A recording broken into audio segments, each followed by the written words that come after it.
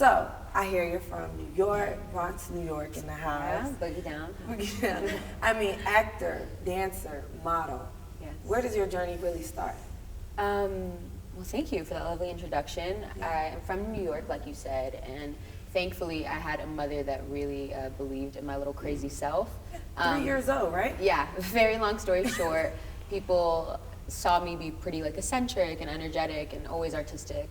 Like my mom would find me watching like the ballet at like on PBS at 3 a.m. and she would be like, this kid is weird.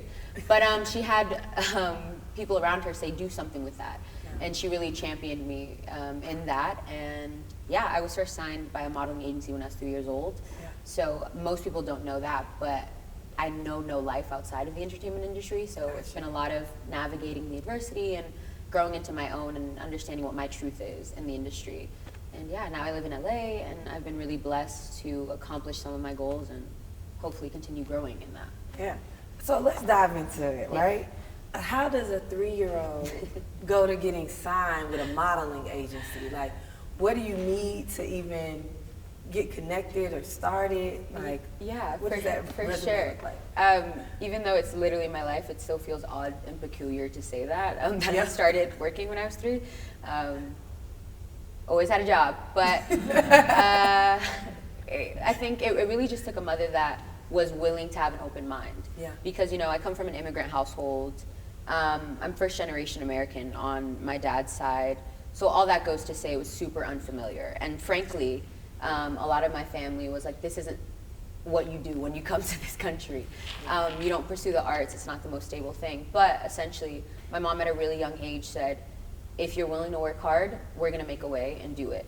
So she seeked out modeling agencies in the area, found artistic things to put me in. And you know, I come from pretty humble beginnings, so she found community theaters.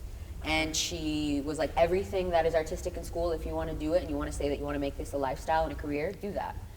So she was really diligent about empowering what came natural to me. And she saw that I had a love and a passion for it, and she just empowered me in that. Because my mom is not artistic. My parents actually don't identify as being artistic at all. Oh, wow. So they were like, oh, we're on this journey with you and we're gonna learn with you. So it was about being open-minded and being committed to growing and my artistic journey and understanding that that wasn't gonna look like other people's because of where I do come from.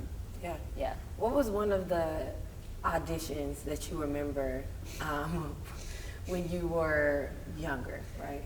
Ooh, that is like, what was that experience? Because I imagine like trying to wrangle my nieces and nephews together. I don't know how they tap into the zone. No, great question. To be honest, I just felt like a hot mess most of the time when I was auditioning. But like I was taught where there's a will, there's a way. Yep. So I just stayed consistent. Like I don't even think people can fathom the amount of auditions I've been on. Like I ended up on my first series regular role when I was 21, but I've been consistently auditioning since I was 9 years old as an actress. I started professionally acting and really committed to the craft and taking classes at the age of 9. Yeah. So it's been a very long time coming, but I trusted like what's for me is for me and no one will take it away. And to specifically answer that question is an audition process that I remember, probably all the ones that humbled me, like where I got super close and I didn't get it and I just had to, you know, dust myself off, give it to God, and then continue going. Yeah. Because I think what a lot of people don't know is this industry, and I think being a successful artist, whatever your medium is, isn't about just talent. It really isn't. It's about resilience. It's about perseverance. It's about your ability to be malleable and grow with the times. Yeah. But also through all that, staying true to who you are. So yeah, there have been auditions where like I had to fly out to LA where my mom and I were saving up for 3 months, and then it was a 2-month process, and then I didn't get that role. And it was like, okay, back to square one. You know, also being like a young kid and dealing with the adversity of being like an Afro-Latina. Like for most of my life, even though my first language is Spanish, they didn't want to see me for Latinas. Yeah, so obviously, because your girl's melanated and proud of it. Thank you. But I think I just had to learn really quickly that the industry wasn't made for us, but I was going to change that, and I was going to be a part of changing that. So I'm trying to do that, I think, right? I think I'm doing it now in small ways, and I'm just committed to that and opening doors for the people that come behind me and understanding that my artistic journey as much as I love it, doesn't mean anything unless I'm sending the elevator down and allowing it to be an easier journey for other people that look like me and come from my communities. For sure. With that said, right, it almost sounds like you didn't let anything stop you. So even the no's on the jobs that you really wanted.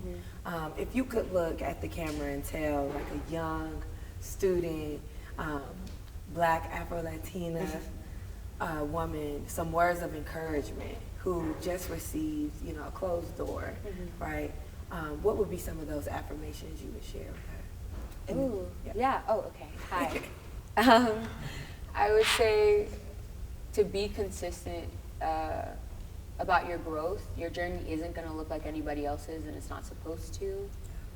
And to put those blinders on, like what God has for you is for you, and comparison is a stealer of joy, and understanding that good things take time. And you reap what you sow. So when you're a good steward of the gifts you've been given, and you stay honest and sincere about who you are, the reward is so beautiful. And know whose you are, and understanding that even though you love what you do, it's not who you are as well. So I know what I'm doing and whose I am, and that gives me peace in the moment that I want to like a casting director, you know what I mean?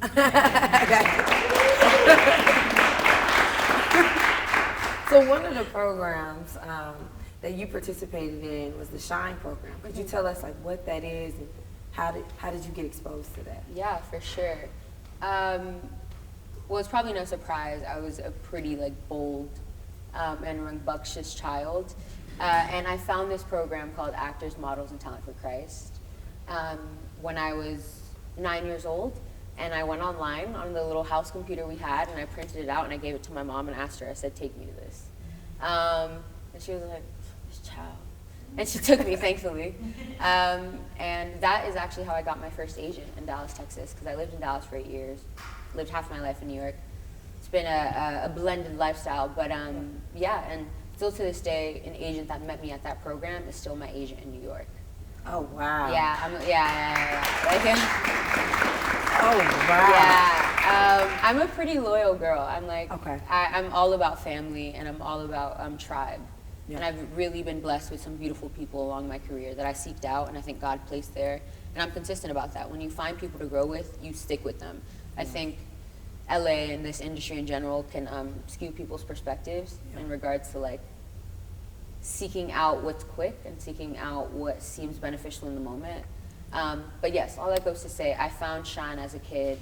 I went through the program and I ended up getting signed with different agencies across the country because of it. But that's just a testament to my mother and I's commitment to understanding that I didn't have certain resources that other up-and-coming actors had, so we were always looking and doing our due diligence about what's around me. Where can I go to train? Because I want to, hone my craft. Yeah. And thankfully, she listened to my 9-year-old self begging her to take me to some random place on a Sunday, and then I trained with that company, and so a lot of the people I know in my life are connected to that program I did. And obviously my faith is very important to me. Yeah. It's brought me a lot of peace, not only in my life, but especially as an artist. So we found kindred spirits in regards that we're also artists, but also faith-driven. That was important to me as well.